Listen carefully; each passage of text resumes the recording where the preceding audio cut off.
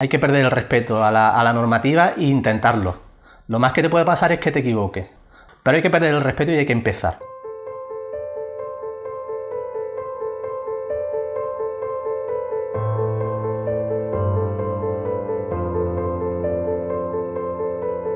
Yo siempre digo que mi trabajo es muy lento.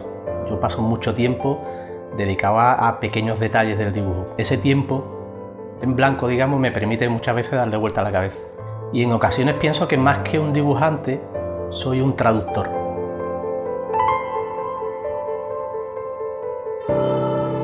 El hecho de ser autodidacta, hombre, es algo que te marca, quiera que no te marca, porque muchas veces tú estás trabajando y te queda un poco la inseguridad de saber si lo que estás haciendo se corresponde con unos cánones de lo que se considera un dibujo contemporáneo, o si estás metiendo la gamba porque estás haciendo algo que no se corresponde con esa normativa, ¿no? Pero yo creo que el ser autodidacta también es el disfrutar del camino, ¿no? El placer no me lo da solo el hecho de ver la pieza acabada, sino que yo estoy disfrutando también con todo el proceso, desde que empiezo hasta el final. Yo disfruto con ese proceso y, como te digo, en ese proceso voy a tener aciertos y voy a tener errores.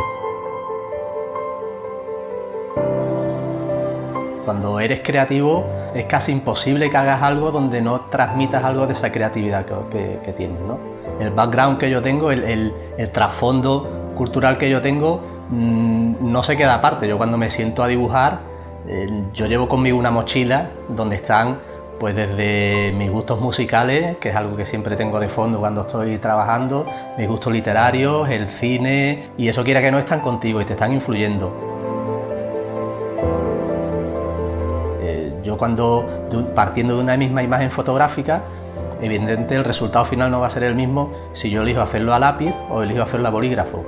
Incluso si elijo hacerlo a bolígrafo no va a ser el mismo si va a ser monocromático que si meto más de un solo color. Entonces, quiera que no, hay también elementos creativos que van a determinar el resultado final de la obra.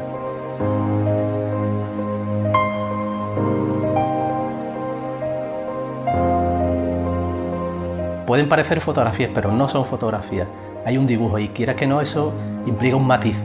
Implica un matiz porque es otro lenguaje, son otros materiales, son otros soportes y la imagen cambia.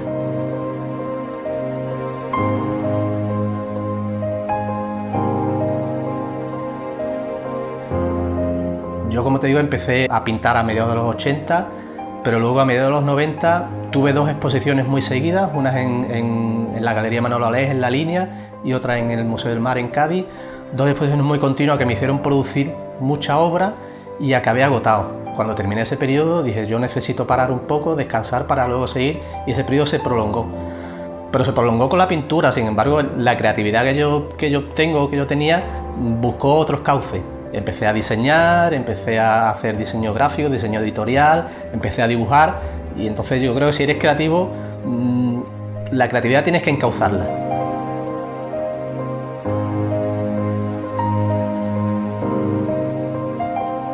Si yo soy capaz de transmitir a la gente las ganas de hacer cosas, con eso sí que me daría muy por satisfecho. O sea, el hecho de que la gente vea mi trabajo y sienta ganas de empezar a dibujar, me sentiría muy, muy satisfecho.